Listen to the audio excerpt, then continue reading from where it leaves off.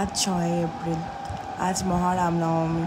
সবাইকে জানাই মহারামনবমীর অনেক অনেক প্রীতি ও শুভেচ্ছা। সকালবেলা স্নান করে উঠে আমি আর বোনু হনুমানজির মন্দিরে আসি, এসে ওখানে পুজো করি রামনবমীর।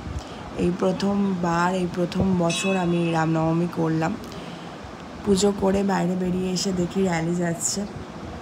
র্যালি দেখার পরে আমি আর বোনু ঠিক করলাম যে আমরা ভারত সেবাশ্রমে যাব, যেহেতু বাসন্তী পুজোও হচ্ছে। তো মালদাতে ভারত সেবাশ্রমে অনেক বড় করে বাসন্তী পুজো হয়।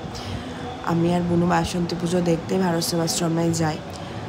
আমি কোনোদিনও স্বপ্নেও ভাবতে পারিনি যে আমি বাসন্তী পুজোর অঞ্জলি দিতে পারবো মহানবমীর। ওখানে আমরা যখন যাই তখন অঞ্জলি চলছিল, তো আমি আর বোনু অঞ্জলি দিই। বলে না, ভগবান না চাইলে একটা পাতাও নড়ে না, তো ভগবান যেটা চাইবে সেটা তো করতেই হবে।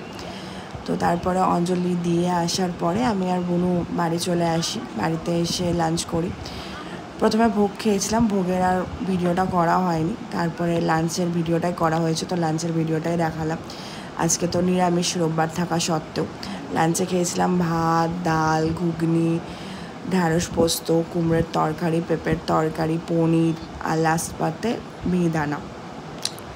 তারপরে আমি এখানে মাকে নিনজা টেকনিকভাবে হাতে বিস্কুট না ধরে দেখাচ্ছিলাম যে কীভাবে ধরতে হয়, চায়ের উপর কাপের উপরে বিস্কুট রেখে। তারপরে চার বিস্কিট খেয়েছিলাম। আর বুনু এখানে একটা পনির পিৎজা অর্ডার করেছিল, বুনুই খেয়েছিল। তারপরে আমি সিমুয়ের পায়েস করি, আর এতটাই গরম লেগে গেছিলো পায়েস করে যে আমি এখানে একটা অরেঞ্জ জুস খাই তারপরে।